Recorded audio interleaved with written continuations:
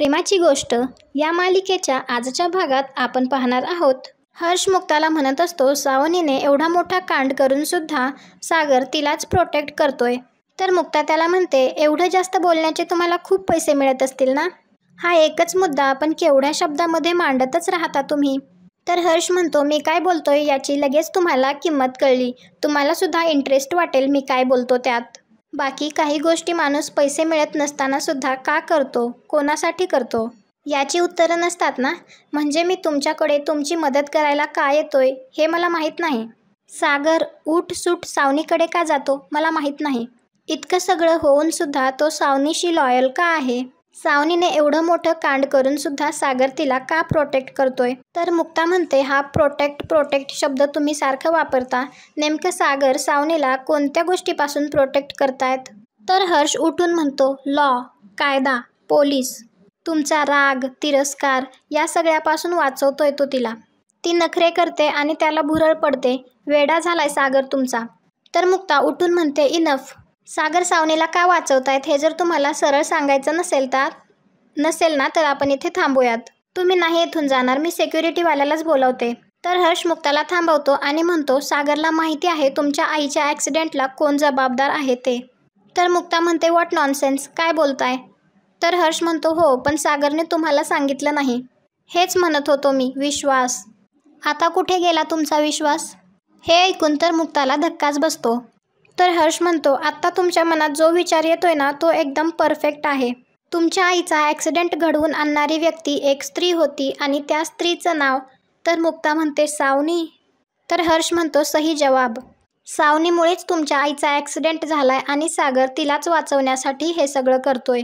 सागर सावनीच्या घरी असतो आणि तो सावनीला विचारतो की काय टाकलं होतंस तू यात? तर सावनी म्हणते, यात काय टाकलं होतं हे तर आधीच सांगू शकतो कारण हे ड्रिंक आधीनेच बनवलं होतं. तर सागर आदित्यला आवाज देत असतो. तर सावनी म्हणते, सागर आदित्यला यायला वेळ आहे आणखी, तोपर्यंत तू माझ्यासोबत गप्पा मार. इकडे हर्ष मुक्ताला म्हणतो, पुरावे इतके दिवस तुमच्या समोरच होते पण ते तुम्हाला दिसले नाहीत. तुम्ही जरा शांतपणे विचार करा. तुमचा सागर गेले काही दिवस सावनी का करत असेल बरं? ती जिथे असते तो नेमका तिथेच कसा असतो? आणि आत्ताच त्या दोघांना एकमेकांबरोबर वेळ का घालवावा वाटतोय? तर मुक्ता म्हणते, एकतर ते सावनी बरोबर नाही, आदित्य बरोबर वेळ घालवण्यासाठी तिथे असतात. तर हर्ष हसतो आणि म्हणतो, बरं तुम्ही सांगताय तो प्रकाश त्यांच्या डोक्यात आत्ताच का पडला? जी माणसं एकमेकांचं तोंड सुद्धा बघू इच्छित नाहीत, जी माणसं एकमेकांचा तिरस्कार करतात, त्यांनाच एकमेकांना आत्ता का भेटावंसं वाटत असेल? आदित्यचं फक्त नाव पुढं केलं जातंय आणि ते दुसरीकडेच मुरतंय. मी हे सिद्ध करू शकतो की सागर सावनी बरोबरच आहे. हा जो तुम्हाला माहीत असलेला सागर आहे आणि आज जो सावनी बरोबर सागर आहे ते दोन्ही सागर खूप वेगळे आहेत. बघायचंय का तुम्हाला? चला माझ्या बरोबर. तर मुक्ता म्हणते, ते मला माहिती आहे कारण मीच त्यांना तिथे जायला सांगितलंय. प्लीज आदित्य बरोबर वेळ घालवा असं सांगून मी पाठवलंय त्यांना. तर हर्ष म्हणतो, ठीक आहे मग तुम्ही माझ्याबरोबर माझ्या घरी चला, मग आपण बघू सागर आदित्य बरोबर वेळ घालवतोय की सावनी बरोबर. तर मुक्ता म्हणते, मला ना कीवच करावीशी वाटतेय तुमच्यासारख्या माणसांची. इतके वेळा तुमचा अपमान केला, मान खाली घालायला लावली, तरी तुम्ही पुन्हा तोंड वर करून इथे येता. खरं तर माझं चुकलं. मागच्या वेळी मी सिक्युरिटीला बोलून तुम्हाला धक्के मारून इथून हाकलून द्यायला पाहिजे होतं. म्हणजे तुम्ही परत इथे येऊन माझ्या नवऱ्याबद्दल बोलण्याचं धाडसच केलं नसतं. आणि तुम्हाला काय वाटतं, तुमच्या सांगण्यावरून मी सागरशी भांडेल? तर हर्ष म्हणतो, तुम्हाला तुमच्या सागरवर एवढाच विश्वास आहे तर त्याला फोन करून विचारा ना की तो नेमका आदित्य बरोबर वेळ घालवतोय की सावनी बरोबर. मग लगेच कळेल तुम्हाला कोण खरं बोलतंय आणि कोण खोटं बोलतंय. इकडे सागरला धड चालता सुद्धा येत नसतं आणि तो आधीला आवाज देत असतो. तर सावनी तेथे येते आणि म्हणते, काय होतंय? हे बघ, मी अजून एक ड्रिंक घेऊन आली आहे तुझ्यासाठी, खास तुझ्या आदित्यने बनवलंय. आणि सावनी ती ड्रिंक सागरला जबरदस्तीने प्यायला लावत असते. इकडे हर्ष मुक्ताला म्हणतो, काय झालं, भीती वाटतेय का? मी खरं बोलतोय याची आणि सागर खोटं बोलतोय याची. तर मुक्ता म्हणते, तुम्हाला अजून वाटते का तुमच्या सांगण्यावरून मी सागरला प्रश्न विचारेल? तर हर्ष म्हणतो, विचारलेच पाहिजे पण तुम्ही नाही विचारणार. बंद दाराआड सगळं झाकलेलं असतं. तुम्ही विचारलं आणि सत्य दबा धरून आलेल्या वाघासारखं बाहेर आलं तर त्याचा सामना करण्याची हिंमत आहे तुमच्यात? नाही. आणि असं डोळे झाकून घेतल्यामुळे सत्य बदलणार नाहीये. सत्य हेच आहे की तुमच्या सागरने तुमची आणि तुमच्या आईची साथ दिली नाही तर त्याने सावनीची साथ दिली. तुम्ही इतकं प्रेम केलं त्याच्यावर, पण जेव्हा त्याची वेळ आली तेव्हा त्याने त्याच्या पहिल्या प्रेमाला चूज केलं. तो आत्तासुद्धा तिथेच आहे. मी तुम्हाला फक्त एवढंच सांगतोय की माझ्यासोबत चला आणि तो तिथे आहे की नाही ते पहा. पण तुमचा पायच निघत नाहीये ना तुमच्या केबिनमधून.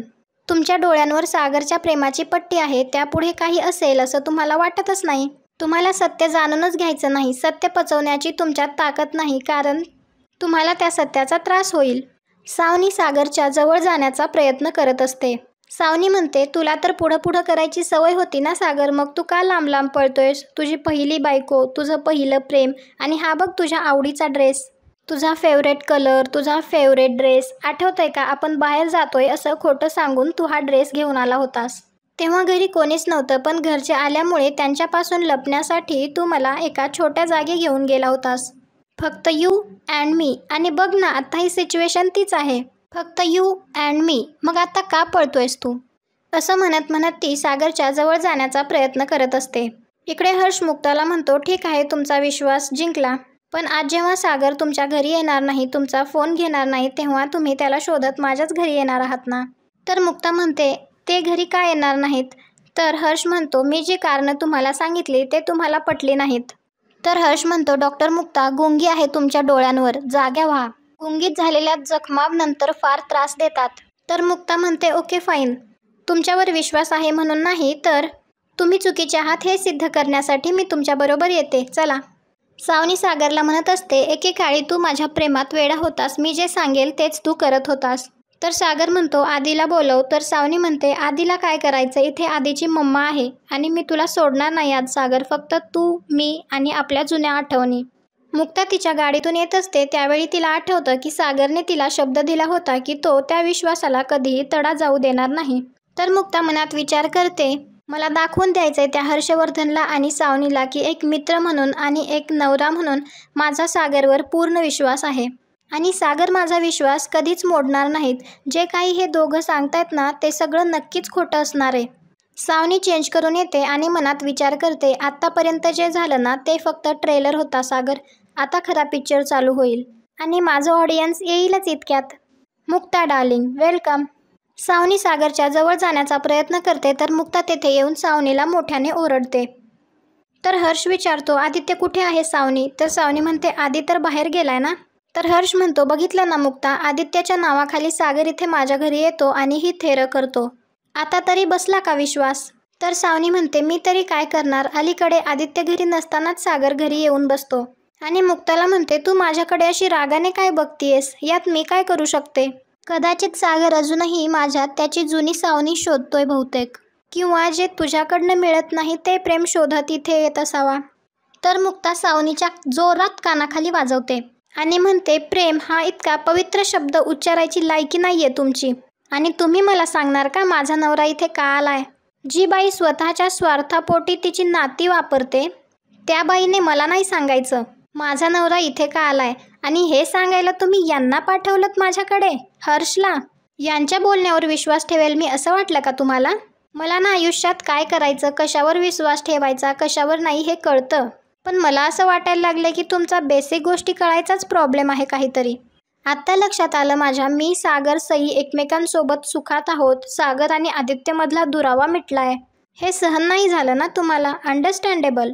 पण म्हणून तुम्ही स्वतःच्या मुलाचं नाव वापरलंत आणि माझ्या नवऱ्याला इथे बोलावून घेतलंत. आदित्य तर घरात नाहीच आहे, पण मला हे जे काही रिकामे ग्लास दिसत आहेत त्यावरून अंदाज येतोय की काहीतरी त्या ग्लासात घालून तुम्ही प्यायला दिलत ना त्यांना, त्यामुळे त्यांची ही अवस्था झाली. वरून याचे निरोप धाडलेत आपण. एक नंबरची मूर्ख आणि निर्लज्ज बाई आहेस तू. तुम्हाला खरंच वाटलं का तुमच्या या वागण्यामुळे माझ्या नवऱ्यावरचा विश्वास संपेल?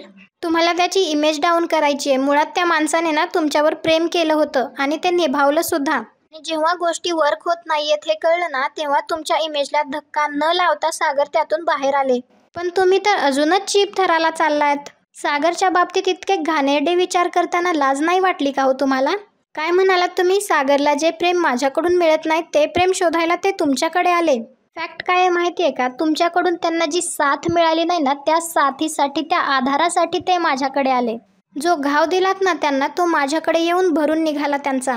आणि तुम्हाला काय वाटलं, हा असा दरवाजा उघडा ठेवून तुम्हाला जे दाखवायचंय तेच मला दिसेल? पिंडोक वाटले का मी तुम्हाला?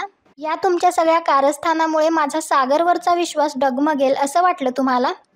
कधीच नाही होणार असं, बाजूला व्हा आता, म्हणून सावनीला ती धक्का देऊन बाजूला करते आणि सागरजवळ येते. मुक्ता सागरच्या तोंडावर पाणी मारून त्याला जागं करते आणि सावनीला म्हणते, तुम्ही मोडलेलं कुटुंब, तुम्ही मोडलेलं घर सावरायला मी आहे सागर बरोबर. आतापर्यंत तुम्ही गोष्टी मोडतच आलात, पण तुम्ही दोघं एक गोष्ट लक्षात ठेवा, या बायकोचा तिच्या नवऱ्यावर असलेला विश्वास तुम्ही नाही मोडू शकत. आणि आजचा भाग येथेच संपतो. पुढील भागात आपण पाहणार आहोत, सागर मुक्ताला सांगतो की तो ॲक्सिडेंट आदित्यकडून झाला आहे. तर मुक्ता सागरला म्हणते, आदित्यने जे केले ते गुन्हा म्हणण्या इतकं मोठं आहे हे तुम्हाला कळतंय ना. त्यानंतर सागर माधवीच्या घरच्यांना ही गोष्ट सांगतो.